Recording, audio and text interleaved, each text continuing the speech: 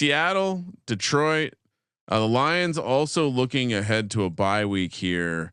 Seattle pretty banged up, especially on the interior of that defensive line. Seattle catching 3.5 here, plus 163 on the money line, minus 185 for Detroit. 60 or 46.5 is the total. As I was mentioning earlier, I think Seattle, one of the more overrated teams in the league. They have not really been tested all that much. They have played the Broncos and the Patriots. Sean, real quick, Ryan. I like Thomas Ortega's idea. We got to martingale the Titans. Get all the money we lost in the first 3 weeks back. I'm not doubling up a bet on Ole Miss right now. I almost want to put like $2,000 on the Titans now. Just get it all back in one swing, Ryan. Do we go mega Titans bet? No. Hit us up at Gambling Podcast. We just said we're not doing that. What are you doing?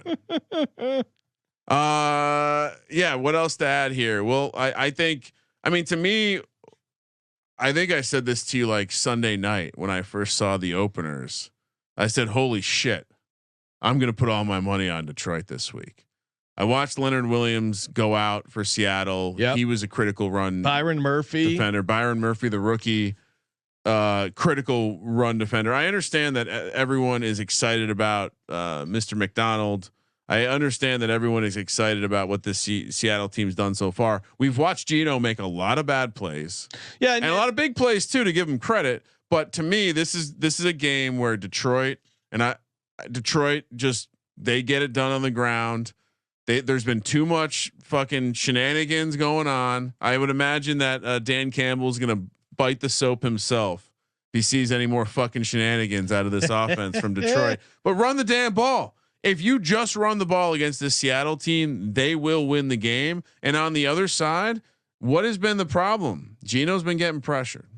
I think this Detroit team might be able to get after it a little bit. So yeah, I like Detroit's ability to get pressure. I'm still skeptical of Geno Smith. Yeah, I'm still skeptical. Although Jared Goff hasn't looked amazing so far. I just pray really has had moments. What's up? He's had bad moments. Well, and we didn't talk about it on the recap show, but very fortunate for the Lions that they said that snap didn't count right before the 2-minute warning and a half where he threw a pick six. Definitely a pick even six. Though it should have counted.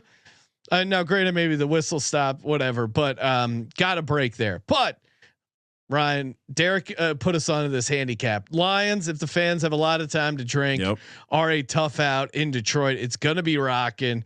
This is a great spot for them to kind of recapture some of their lost confidence that they had there. And this is just, they're at home. They're going to be celebrating going into the bye. And the Seahawks team are incredibly banged up. They're going to feel fine if they're 3-1. I don't think they're going to be desperate. I worry a little bit about the Lions secondary, as I always do when I'm backing the Lions, but I think ultimately Lions ground it, pound it, and get it done. Yeah. This is one of my favorite plays on the board. Really? Oh yeah. Okay. Yeah. Massive disadvantage. We didn't even bring up the revenge from last year. Seattle took them down. Seattle came in there and it was a crazy game. They got the win. It was a comeback, if you remember. It went to overtime. And yeah, I do think that Dan Campbell, like, go watch the tape.